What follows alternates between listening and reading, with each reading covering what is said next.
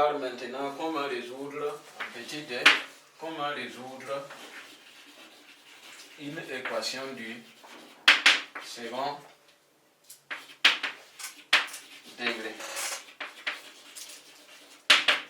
dans C du second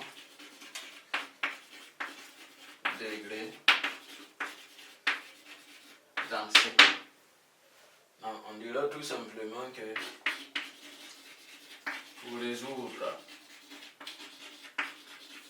une équation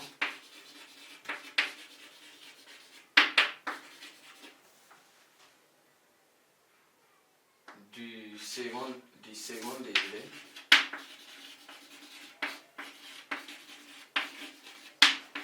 AZ carré plus BZ plus C égale à 0.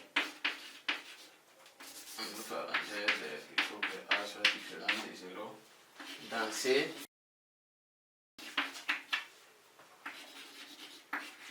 il faut calculer, on calcule delta. Et en fonction de delta, maintenant on aura les solutions. On avait vu que si delta était égal à 0, c'est la même chose. Alors, AZ carré plus BZ plus C égale à 0 admet une solution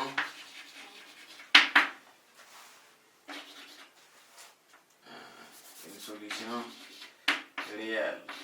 Une solution réelle.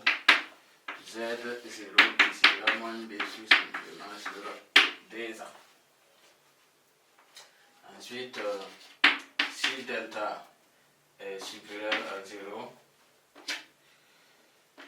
alors AZ carré plus BZ plus C égale à 0 admet deux solutions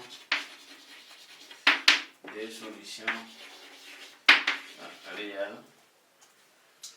Z égale à moins B plus ou moins la racine carrée de delta sur 2A. Donc le fait que c'est plus ou moins, ça laisse apparaître les deux. Maintenant, ici ça ne change pas, puisque c'est comme dans R. Donc, il disait que quand delta est égal à 0, quand delta est supérieur à 0, c'est tout comme en R. On calcule les solutions de la même manière. Donc ce qui change maintenant, c'est si, on a vu que si delta était égal à 0, si, je dis égal, delta était négatif, dans R, il n'y a pas de solution. Et comme à l'introduction, on a vu que on a transformé les moins en I carré et on a trouvé maintenant des solutions. Donc, ici, alors, AZ carré plus BZ plus C égale à 0 admet deux solutions. Maintenant, ça sera des nombres complexes. Donc, Z égale à plus ou moins. Z égale à moins B plus ou moins I racine carrée de valeur absolue de delta sur 2A. Donc, voici comment on calcule les deux solutions au niveau donc de delta inférieur à 0. On trouve maintenant des solutions complexes. Voilà, les solutions complexes est calculées sous forme de moins B plus ou moins I racine carrée de valeur absolue de delta sur 2A. Maintenant, en dernier lieu, c'est si delta, je finis de calculer delta et je trouve même que c'est un nombre complexe. Parce que c'est possible, qui s'écrit sous la forme de A plus IB. Alors, à ce moment, il faut d'abord chercher les racines carrées, puisqu'on a dit on ne prend pas la racine directement comme ici. Donc on détermine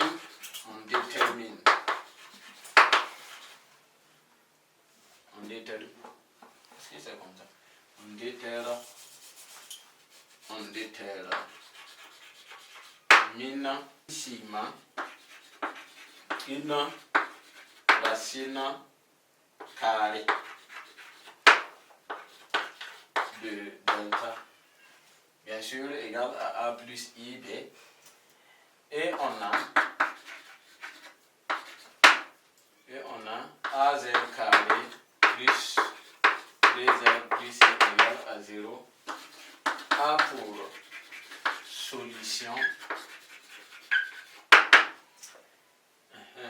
Z égale à moins B toujours, plus ou moins sigma sur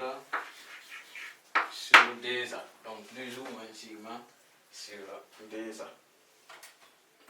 Donc il faudrait remarquer que lorsque on calcule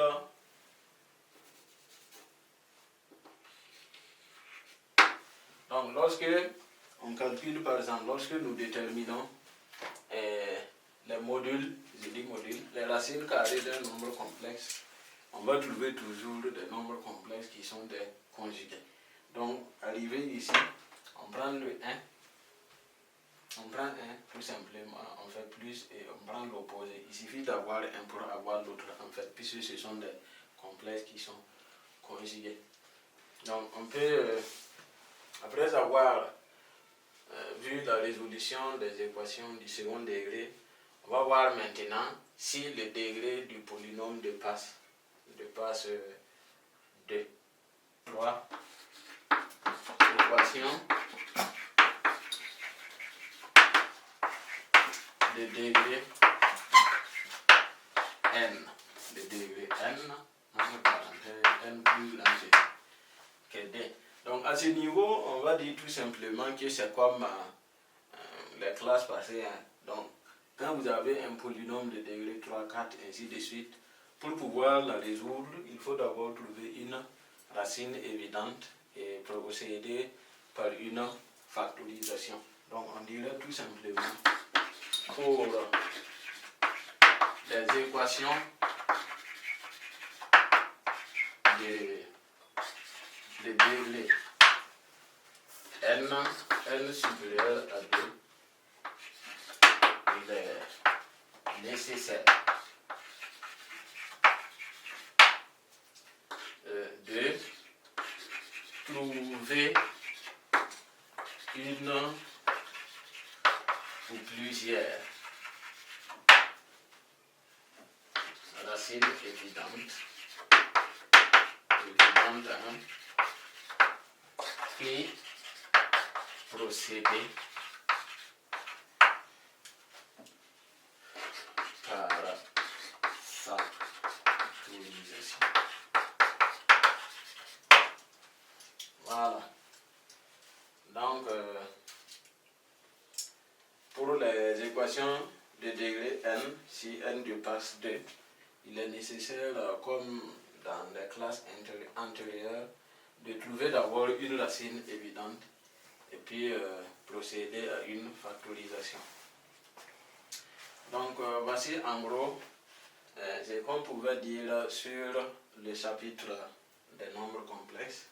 On a parcouru ensemble quelques éléments qui sont la forme algébrique des nombres complexes, la représentation géométrique des nombres complexes, les formes trigonométriques et les formes exponentielles des nombres complexes. On a vu la formule de Moivre et les formules de L'Heure. On a vu comment interpréter géométriquement le module l'argument des nombres complexes pour déduire la nature des triangles. On a vu également comment utiliser la rotation et la translation de vecteurs en le plan complexe. Et enfin, nous avons vu comment résoudre des équations dans C, qui en tout cas nous permet de résoudre certaines équations qui ne trouvaient pas de solution dans l'ensemble R. Donc nous reviendrons plus tard avec des exercices d'application, voilà, pour vous permettre en réalité de découvrir ou plutôt de savoir comment en réalité exploiter certaines parties, en tout cas qu'on a eu à exposer dans le cours.